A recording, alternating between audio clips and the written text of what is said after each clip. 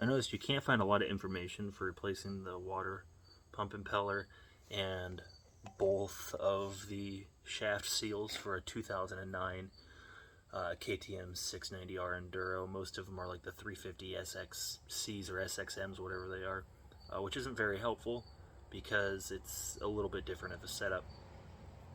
But honestly, it was actually a lot easier once I sat down and looked at it than I thought it was going to be. So you have the case on the outside, and you have 6, I think they're 10 mil or T35 maybe, bolts, and then it's got 2 pins in it. So when it's on the case, you're going to actually have to pull and tap. I don't suggest using a screwdriver to pry it off. This looks like somebody has done it in the past with a screwdriver, and you can mar up these mating surfaces and really screw yourself. So try not to do that. But honestly, it's a lot easier than it looks like it's gonna be. The hardest part is getting the OEM impeller off and the seals out. The impeller, I end up having to go around with this little torch on the lowest setting, like seriously, like just barely any frame, and you kind of run around it. I think the OEM impeller was some type of plastic or poly or polymer or whatever the hell. But once I got that warmed up, I was able to put vice grips on the blades and pull it back a little bit. I couldn't pull it completely off that way, but I got it back enough where I could slip a screwdriver and a piece of blue shop towel underneath of it and pop it the rest of the way off. Just make sure you don't scar up those mating surfaces. I mean, because if you can tell right here, the guy who did the previous water pump just beat a screwdriver in there and screwed it up a little bit, but it's not bad. It's still flat enough that I think it should be fine. You really want to make sure these surfaces get cleaned and stay flat, don't get all scarred up. If you do, you will not get a very good seal.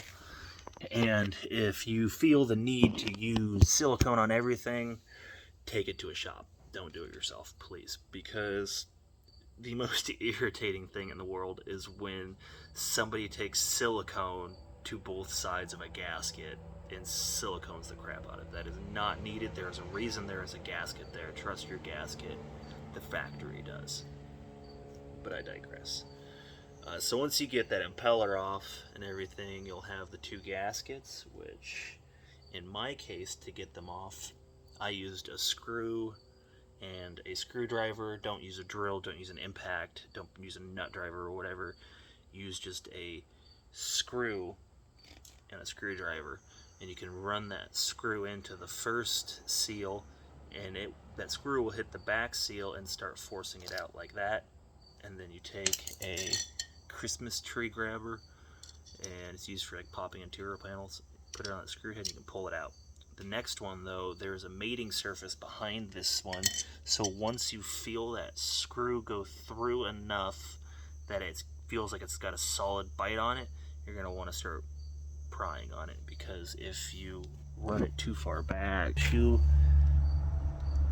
can kind of see where my screw went into on the crank and the shaft there a little bit, which isn't a big issue. You just want to make sure you miss like the mating surfaces, but you also just want to be careful in general if you don't scar stuff up. I didn't think about making this video until after I was actually done and realized that there's nothing on YouTube that describes to people how to do this, and I know there's a lot of people out there who want to do stuff themselves, and resources are nice. So I'm doing this because I'm putting the Ambro kit in, which I highly suggest. I mean, you can just tell the difference in impeller blade heights. Comes with a bigger impeller, 2 gaskets, and this spacer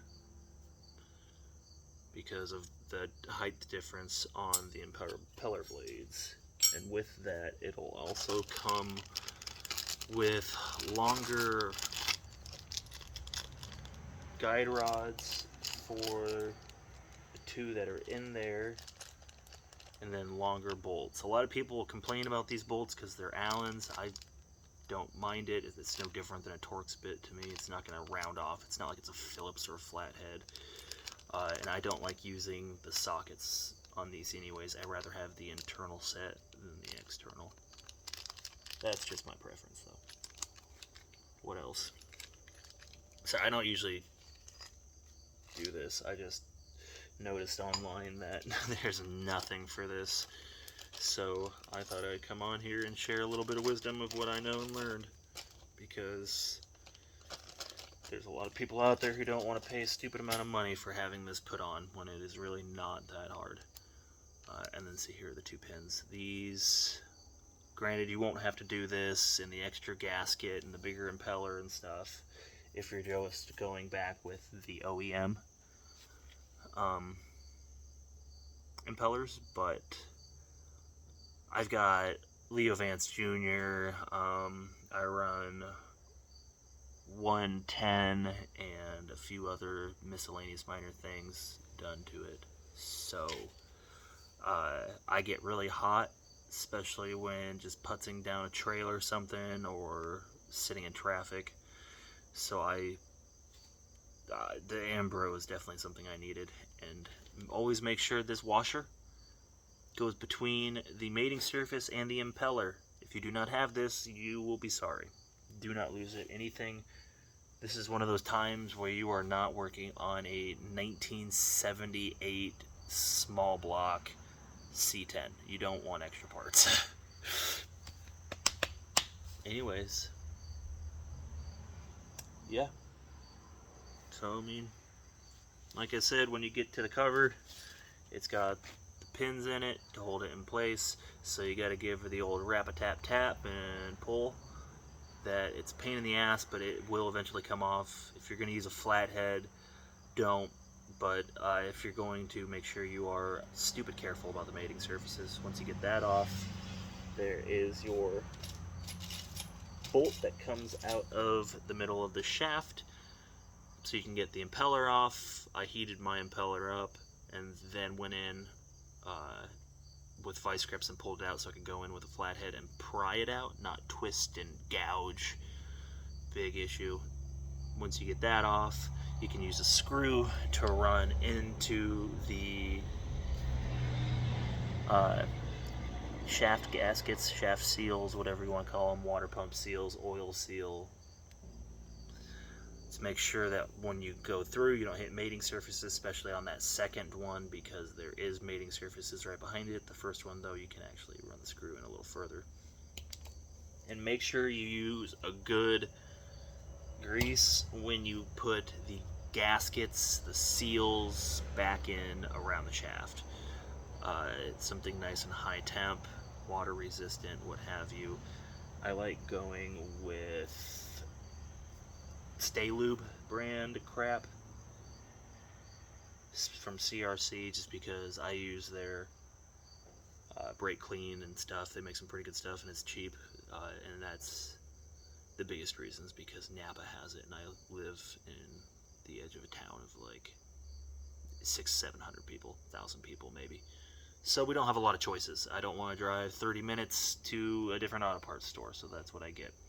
Anyways, once you get all the stuff taken off, you can go through with a razor blade. You don't want to have it sitting like this, chipping away. You want to have it pretty flat angle so you can scrape off all this gasket, get it flat, and put everything back the opposite way. If you got any questions, feel free to ask them in the comments. I'm not very good at this crap. This is probably the most serious informational video I've ever made, so hope it helps, I guess.